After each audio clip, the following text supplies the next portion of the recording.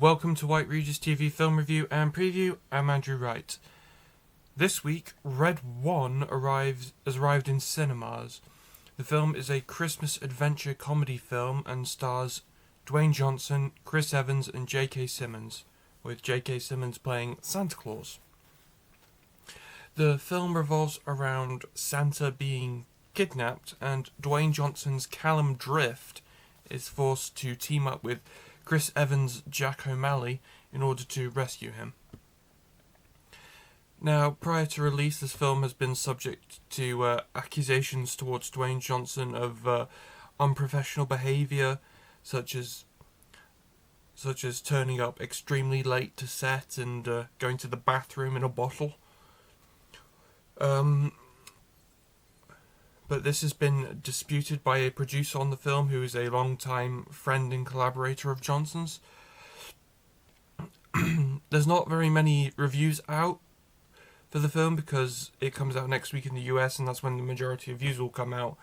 But the majority of views that have come out for the film from the UK release have been negative, around about 30% positive.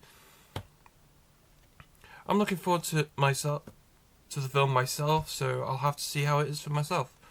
It's generally what I do. Also released this weekend is Paddington in Peru, the third film in the Paddington film series, and it revolves around Paddington and his adopted family travelling to Peru to visit Paddington's Aunt Lucy, only to find themselves searching for her in the Amazon rainforest and the Peruvian mountains.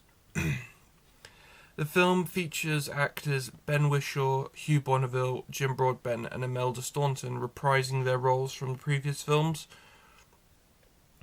And they are also joined by Olivia Colman and Antonio Banderas for this film.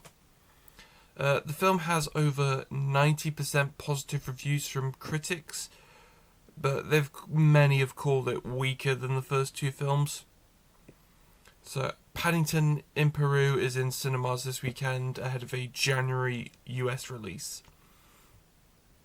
Very quickly, also what was released on home video this week was Deadpool and Wolverine. I really loved that when I saw it in the cinemas. And Borderlands, and the adaptation of the video game series. But Borderlands films was really rubbish. One of the 10 in the top 10 worst films of the year. It was just a paycheck for everyone involved, pretty much. But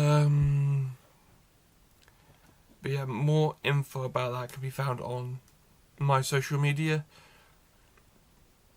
That's all I have for this week, but be sure to check back next week where I'll be talking about the latest film news. Don't really have an agenda for next week yet, but we'll make up as we go along. I might revisit some old reviews if there's nothing to talk about. Now back to Gary in the studio.